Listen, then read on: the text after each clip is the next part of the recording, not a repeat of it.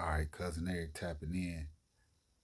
There's something I want to deal with also, and I was watching Archangel Uriel break down something, and you gotta understand that the angels is among us, you know, and as many times you've, as they said, in the script, you've entertained angels unaware because you don't know, you know what I mean, who's watching you, who's looking at how you conduct yourself, and people don't take that account, and then they just do whatever and then want to make it like, let's say God is on their side, and they just acting a fool.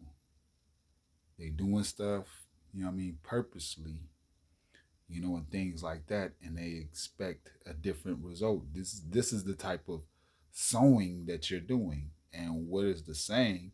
You reap what you sow, or what goes around comes around, all of that. But those are the type of things that you plant. And then you want some good fruit from bad seeds that you plant, and you're not going to get that. It doesn't happen. It doesn't happen for me. It doesn't happen for the next man. It doesn't happen for the next woman. None of those things. So, check this out. I'm looking at it, I say, man, Archangel was breaking down the theme, and I had just spoken about this too. So I walk in my, what I mean, my ability also. But what I was talking about, but let's go. What Uriel was saying, he said, you know, when you deal with the color black, and this is not dealing with race or anything like that, but people equate it to that, right? And some people, no, this is the thing. Some people identify themselves as a color. So, with the color black, what comes with that? The color black comes with emotional. It is as if you are being emotional. You're just, everything is just coming to you, and you feel some type of need to react to it, and come off very emotional. And when you deal with light is dealing with logic. And why would black be associated with being emotional is because you have to feel. You gotta feel something. Like if you was in a dark place, right? No light, and that's all you saw was pitch black. Your eyes open, so all you see is pitch black. You're gonna be emotional. You don't know what's around. Oh, what was that? Oh. You know, you on edge. You don't. Your senses are heightened. Everything is, you know what I mean? Something. Everything is something when it may be nothing. But when the light is on, or let's say when it's white, now you are dealing with logic. You have awareness that is like what you would call enlightened. You see now. So now you're not being as emotional because you know what's around you. Oh, that right there is a shoe on the floor. I almost tripped over that when the light was out. Oh, that what I thought was a bear, man, that was just a rug that was hanging up over the thing, and I rubbed it. I thought that was a bear, man. I freaked out, right? Hmm.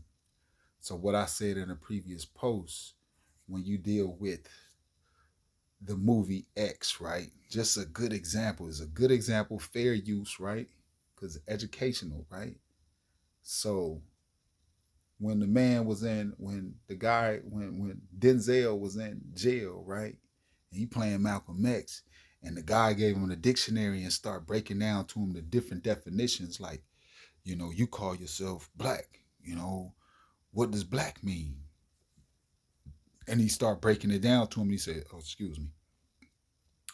He said, oh, dark, dismal, calamity, all these things that were just negative, nothing good in black, right? Black, everything was negative, right? So then it went to white.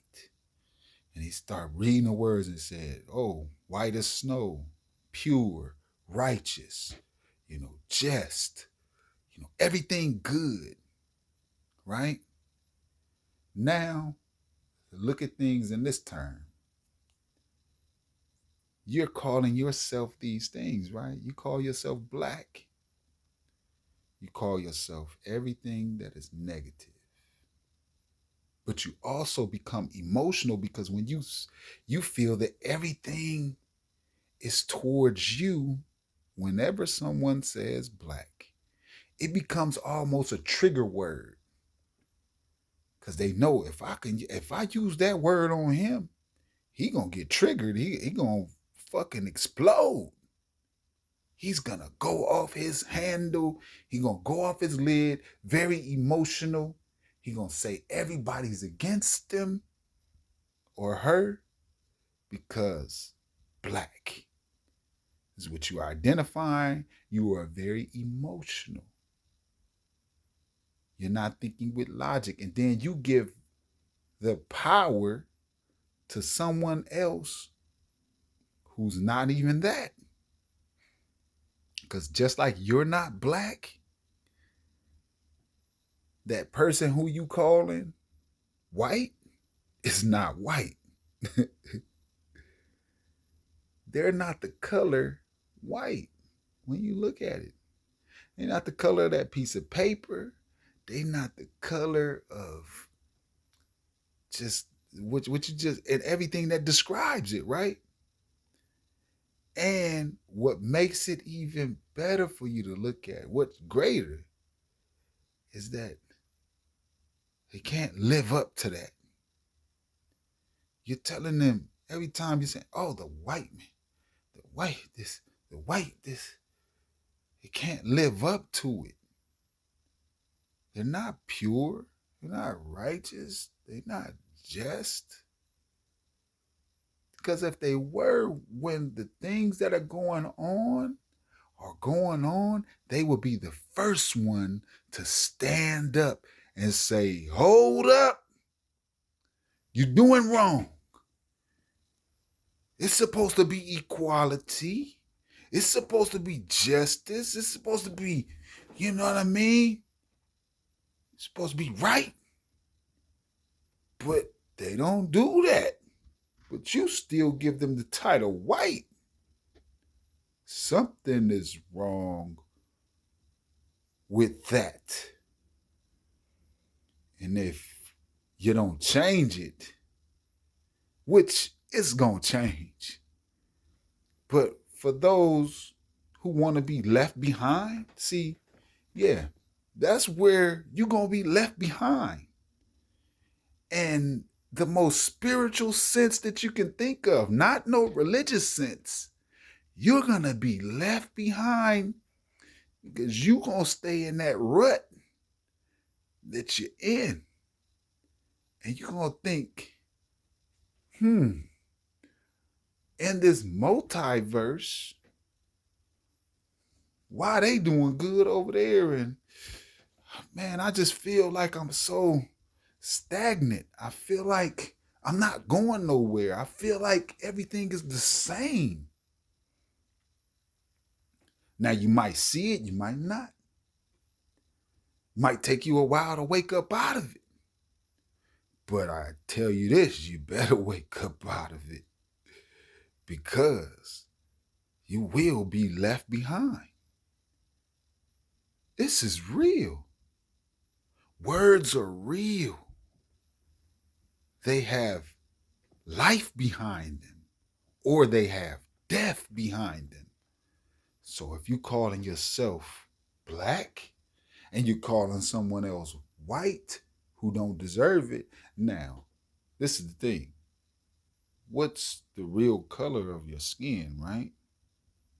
Is it brown? I think if you are so-called black, you really are brown. So why call yourself black? And if they're really not white. Why would you call them white? Because most of them that I see pink. And it's no offense to them, but you're pink, man. You're pink, woman.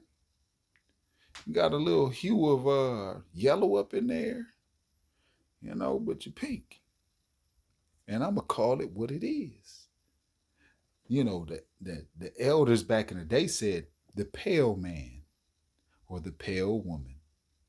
They didn't call them white because they understood that that's a great title, especially when you dealing with you're on your land, right? So when you're on your land, the one who should be called white, who would be just and would be divvying out what's equality and what's, just and right, it's going to be the one who is from it's their homeland, right? So that's why the people here, the title that they had was always white. It wasn't about skin color. It's about the meaning of it. So when you go to the definition of white and you see pure and you see just and you see all of that and you see a people who can allow such atrocities and just so much wrongdoing, they not white. Just like you not black. Wake up. Cousin Eric, salute to the elders and the youngins, those who have passed away and those who are still here. Yeah. 100. And that's the way we gonna keep it. Yeah. Just like them. Yeah. Salute.